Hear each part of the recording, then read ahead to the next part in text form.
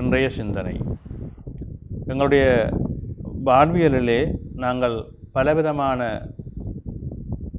சிக்கல்களை, பலவிதமான நன்மைகளை, பலவிதமான அதிர்ஷ்டங்களை அனுபவிக்கின்றோம். ஒருவருக்கு தொடர்ந்து வெற்றிகள் கிடைக்கும், ஒருவருக்கு தொடர்ந்து அதிர்ஷ்டங்கள் கிடைக்கும், ஒருவருக்கு தொடர்ந்து துன்பங்கள் கிடைக்கும். ஆனால் இது எப்பொழுதுமே தொடர்ந்து என்ற சொல்லில் ஒரு குறிப்பிட்ட கால எல்லைக்குள் இது அமையும். பின்பு சுழற்சி மாறிவிடும்.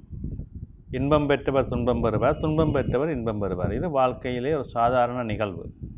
ஆனால் நாங்கள் எல்லோருமே எந்த நாளுமே எல்லாம் நமக்கு நல்லதாக அமைய வேண்டும் என்ற எண்ணம் மட்டும் எங்களுக்கு நிறைவாக எல்லோருக்கும் உண்டு.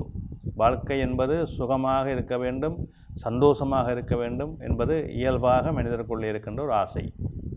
ஆனால் நாங்கள் எதை பெற்றாலும் எதை எடுத்தாலும் அது எங்களுடைய உழைப்பின் மூலமாக இருக்க வேண்டும் என்பதை மட்டும் நாங்கள் மறக்கக்கூடாது.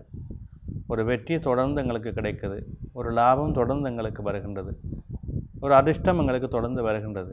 இது எல்லாத்துக்கும் எங்களுடைய உழைப்பு மிக மூலதாரணமாக இருக்க வேண்டும்.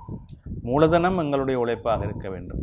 எங்களுடைய உழைப்பு, எங்களுடைய நேர்மை, எங்களுடைய செயல்பாடு இவற்றை வைத்துத்தான் இந்த விடயங்கள் எங்களை சார்ந்து வருகின்றன.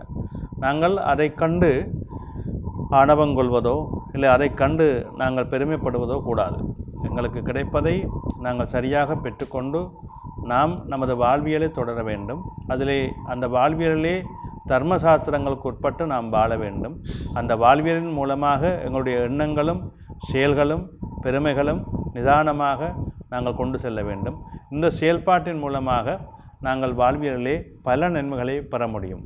நாங்கள் நமக்கு கிடைக்கின்ற அந்த பெருமைகளையும் நன்மைகளையும் அதிர்ஷ்டங்களையும் பெருமிதமாகவும் அதிர்ஷ்டமாகவும் வைத்து கொண்டு செயல்பட்டால், அதிலே இருக்கின்ற எங்களுடைய செயல்பாட்டிலே ஆணவம் கலந்துவிட்டால் நமக்கு அது இன்னும் துன்பங்களை கொடுத்துவிடும்.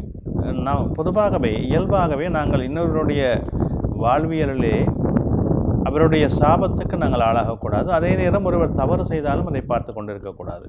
இது ரெண்டும் மிக முக்கியமான ஒரு கத்தியின் மேல் நடப்பது போல ஒரு நிகழ்வு.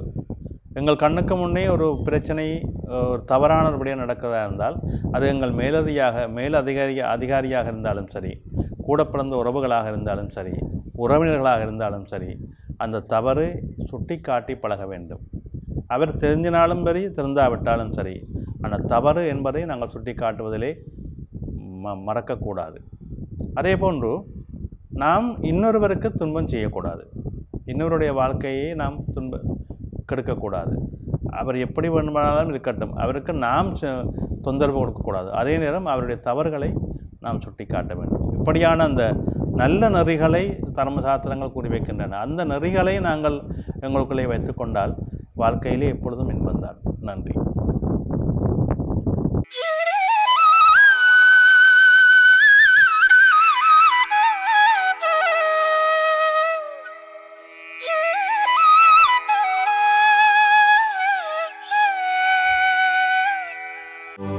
யாடியா T5L மகிழ்ச்சி நிறைந்த நீண்ட பயணத்திற்கு.